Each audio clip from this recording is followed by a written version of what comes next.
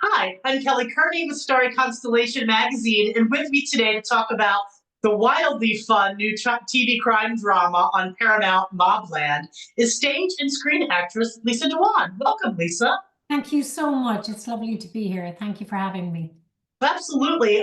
This show is a Guy Ritchie and Ronan Bennett creation. It's a gangster drama called MobLand. You play O'Hara Delaney, the solicitor to this warring crime family. You're the solicitor for Harrigan, the Harrigan family. They're fighting with the Stevenson family. How was she originally described to you?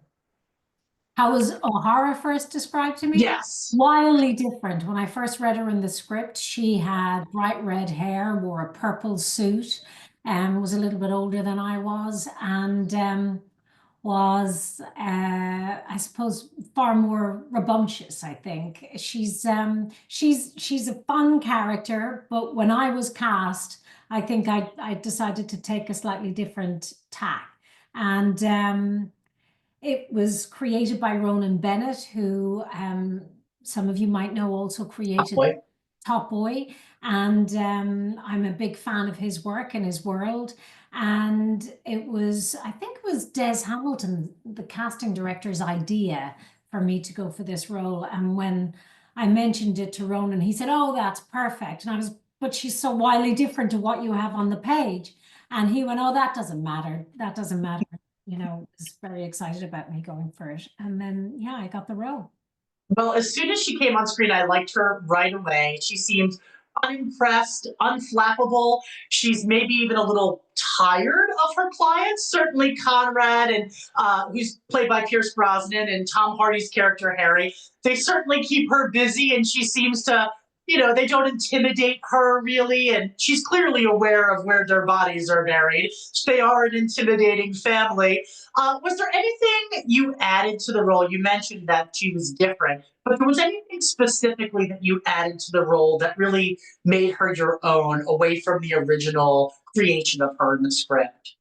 Well, I think the whole kind of look of her, she was in the sort of caricature, slightly louder version of Irish, that maybe is a tack that Conrad has gone down.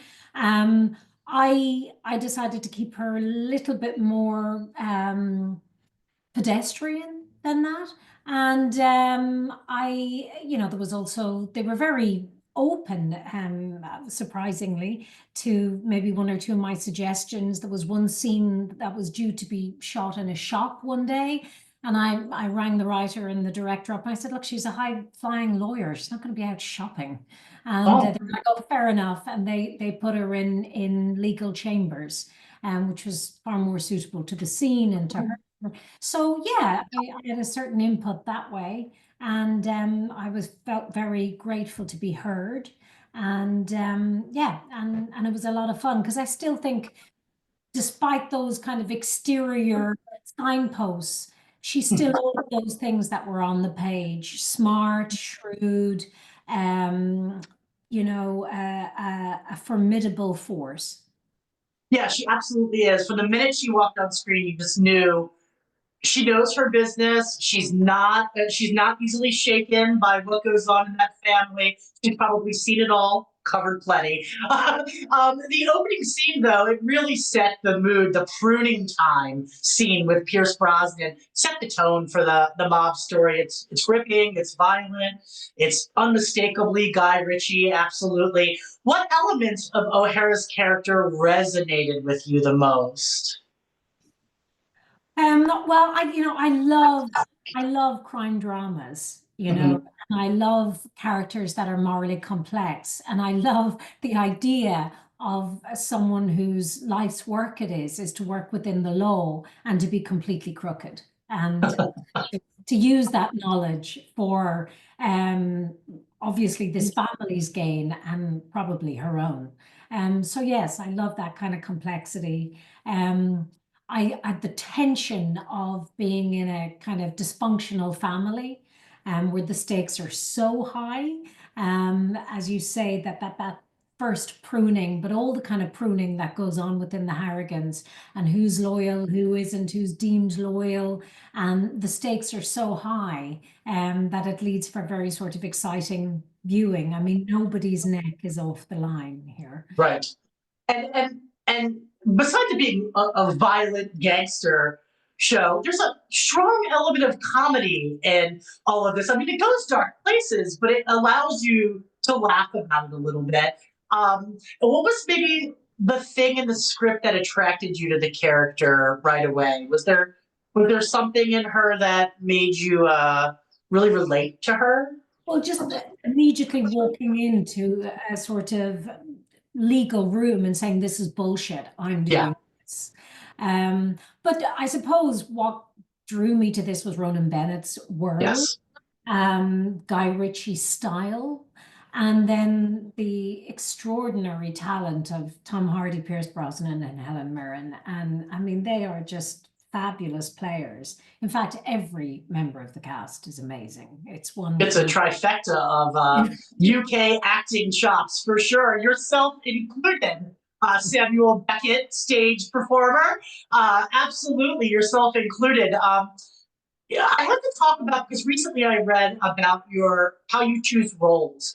Gangster stories, they're often dominated by men, and in this drama series, the female characters absolutely hold their own. They have their own strength and power.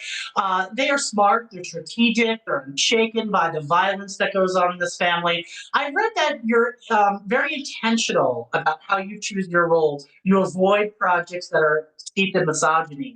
Why is that such an important aspect to the characters you choose? Not to bore your viewers, but I spent a very long time in the world of Samuel Beckett. So I lived Mhm. outside of narratives altogether.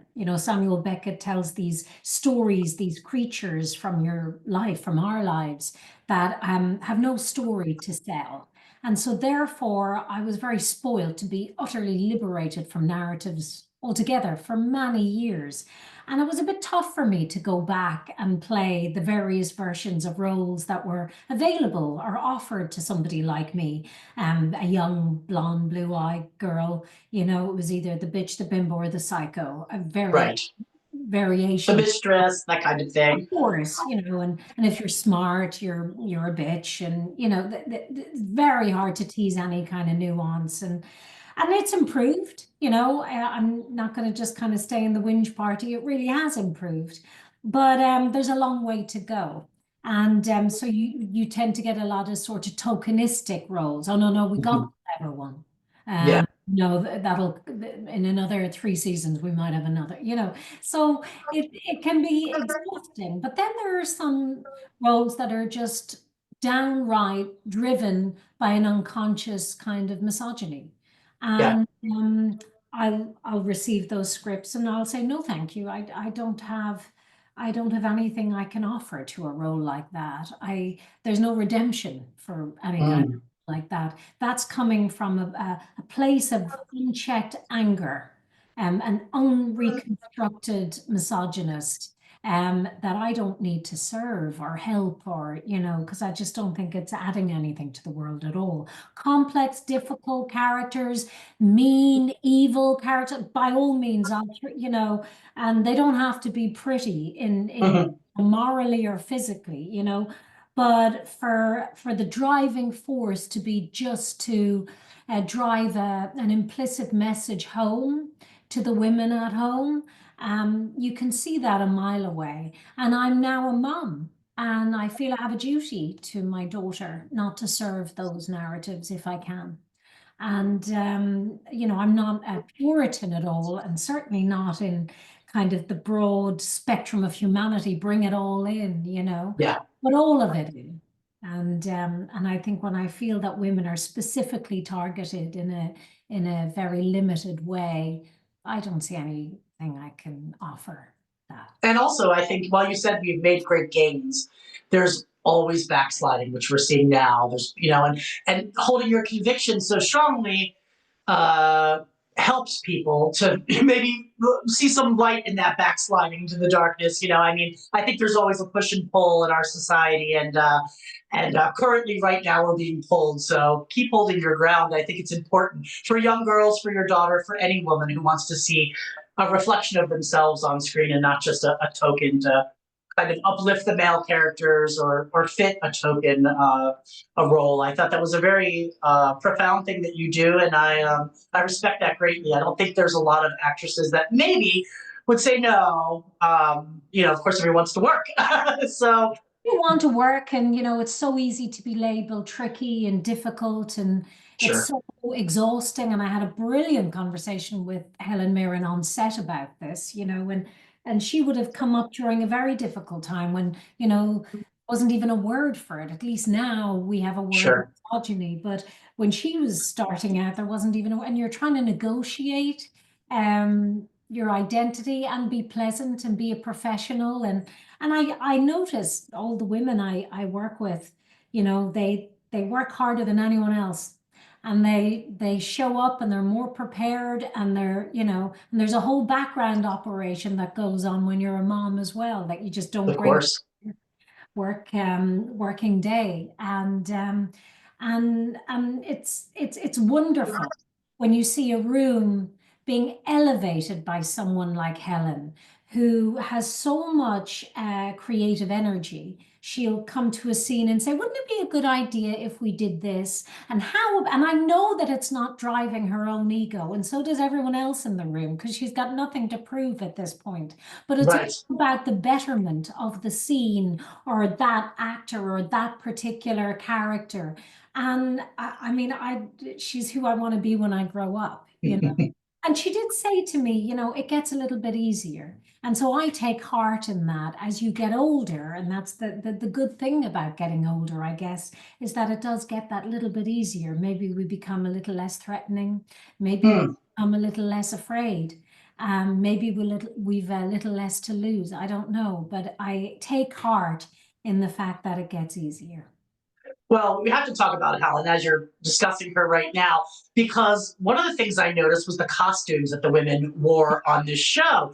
Helen's character, Maeve, the Harrigan matriarch, and your character, O'Hara, you both walk a fine line between business chic and criminally glamorous. I mean, there's just no way around it. Did the wardrobe help shape your characters, you think?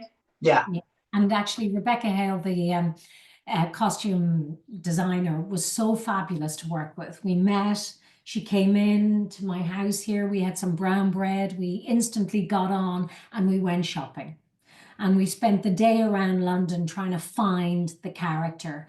And what I love about this woman, I mean, we spent the entire day. She must have been exhausted. I certainly was.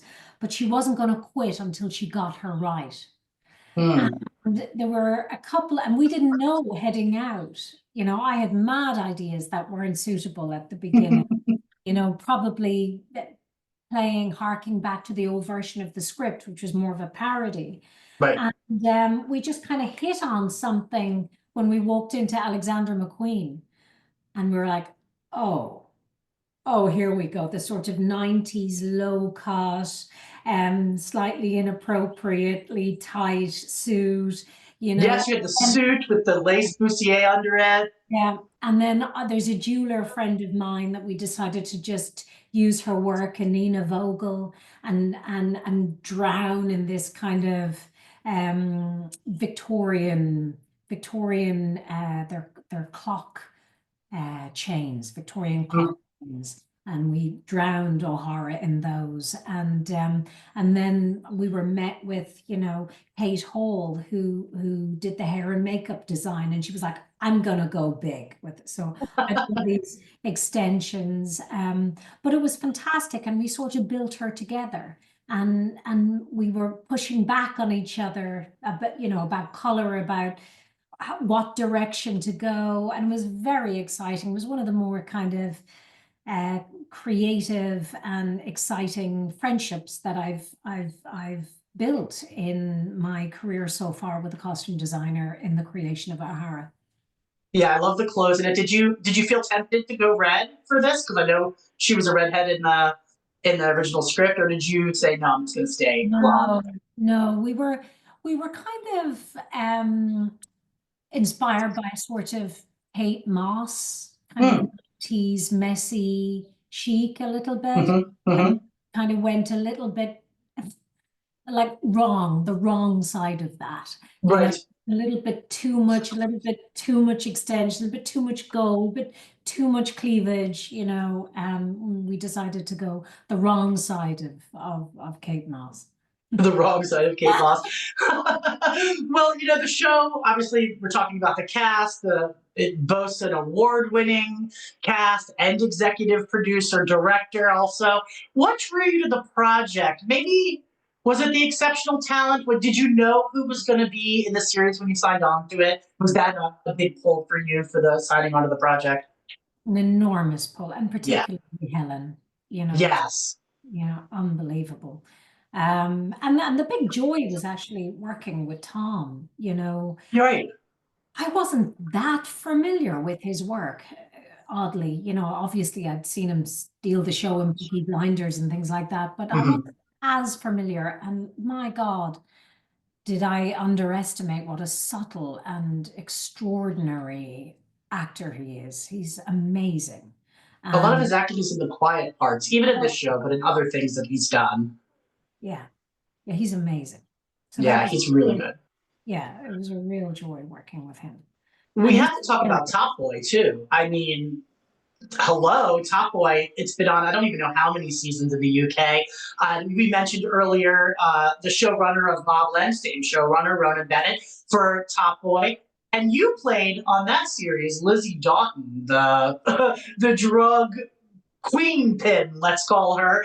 How did your approach to playing O'Hara, who's the legal side of the criminal underworld, differ from your approach to playing Lizzie, who's kind of the criminal underworld? well, what Lizzie manipulated her way a lot sexually, and so she used her sexual prowess quite a lot, and was a tough nut. You could see was a bit of a scrapper. Whereas I think O'Hara's a lot more empowered, and wears that like an armor, but then is not even conscious that she's kind of behind this sort of facade. Mm-hmm, mm-hmm. Uses it as a facade, but there's a lot more um, intellectual cogs in the wheel going on, I think, underneath O'Hara. I think she's got a lot more kind of drive and self-confidence. It was great fun playing Lizzie. It was great fun playing a character like that. It was such an amazing moment when I got a phone call from Ronan Bennett. I was teaching in Columbia University, crossing Hmm. campus, um, and he said, "Listen, I've got this role, and I'd really like you to go for it. I think it would be really up your street." And I couldn't believe he was even thinking of me for that role. And I just kind of leant back into, some kind of gritty members I'd met in my past from my hometown. Sure. And I kind of leant back into that kind of accent and feeling. And thank God I ended up getting the job and did that kind of chemistry read with Michael Ward, who's become this superstar now. Hmm.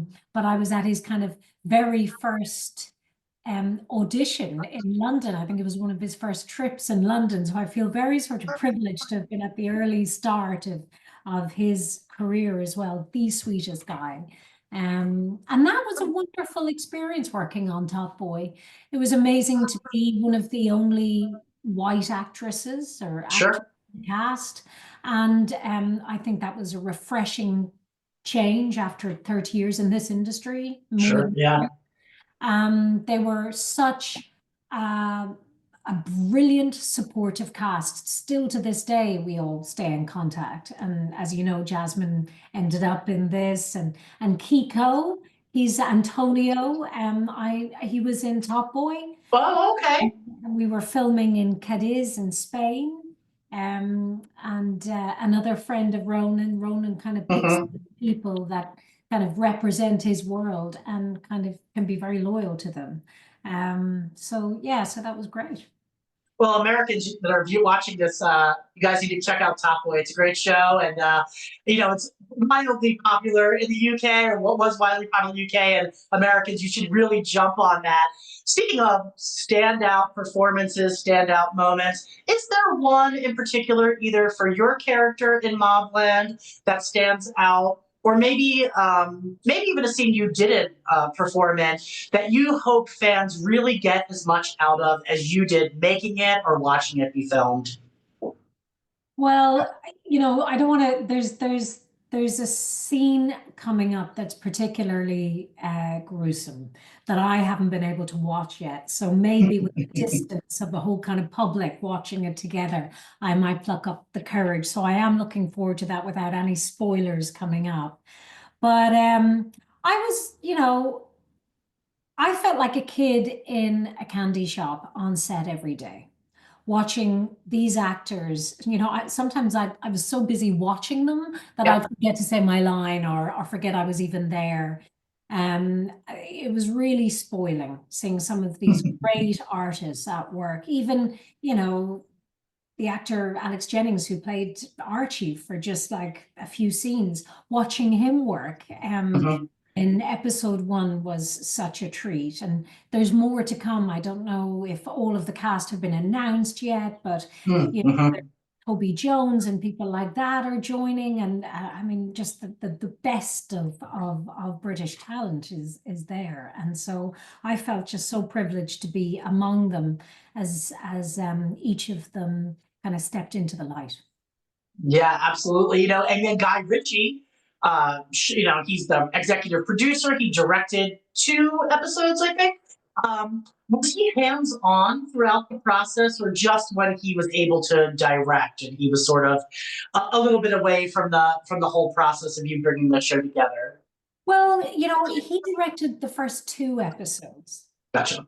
And so various other Anthony Byrne and Hmm. people like that have stepped up and have taken and Danny Serkin, amazing directors have stepped in. And so it's fascinating. I'm doing, this has been done very last minute. So I'm doing ADR right now. So Oh, okay. editing episode, I think 5 and 6, which I was in ADR today with. That's a quick I'm, turnaround. I'm like looking at the director's various styles. Yeah. And so the turnaround is incredible. We were shooting the day before the wrap party, Wow. premiere, not even the wrap party. Yeah. So it's bonkers. A How little bit like theater. I mean, theater, it's, one night in, and every day is a little different. Every audience is a little different. And this is a very quick turnaround for television. Usually, I've you never go heard of away and then you hear anything. it back a year later and you're back Yeah, doing interviews for it. yeah, I've never heard of anything like this. It's Wow. bonkers. And the crew. What a challenge for a crew like this, to have such a deadline.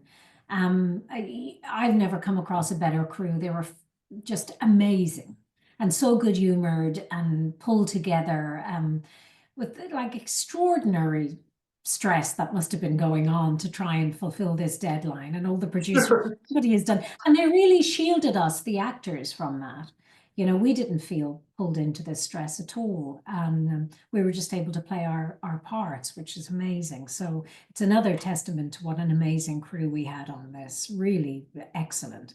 Um, but yeah, working with Guy was hilarious. It's almost like a parody Guy Ritchie set. He's so funny.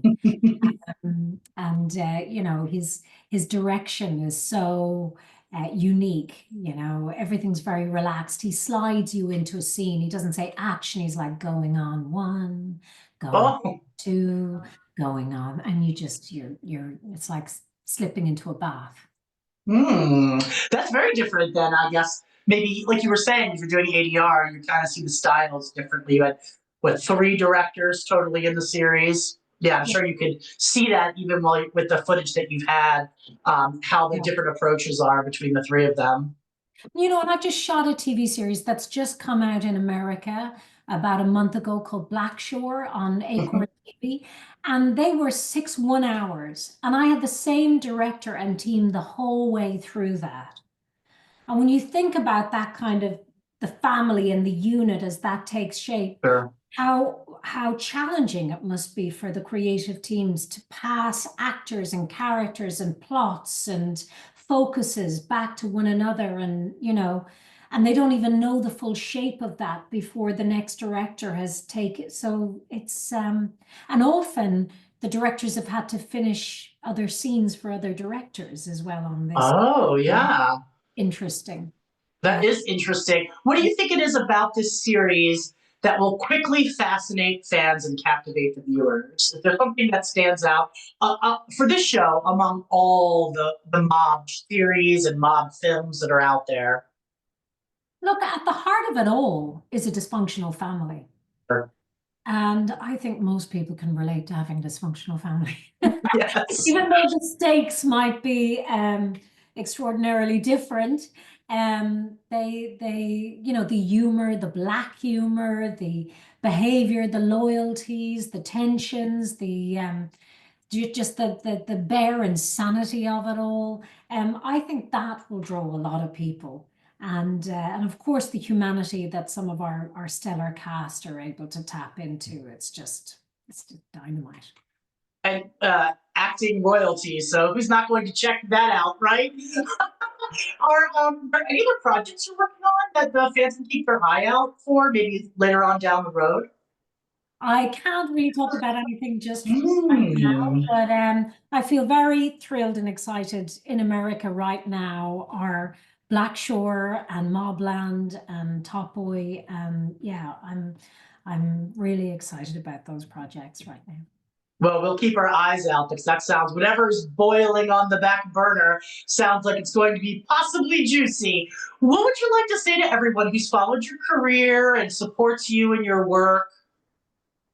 Well, it means the world to me, and thank you very much. If you have any doubts at home whether you can kind of follow your dreams or I don't know, face adversity, if I can do it, anyone can do it. Oh, well, I love that. Thank you so much for chatting with me today. Fans, you have to see MobLand. It's streaming on Sundays on Paramount Plus. It's, like I said, wildly fun. It's violent. It's hysterical. It's got the acting chops you're looking for. Run to Paramount Plus and check out this series. It's worth it. It's worth the hour on a Sunday night. Thank you so much, Lisa. Oh, Kelly, thank you. It was lovely talking to you. Thank you very much.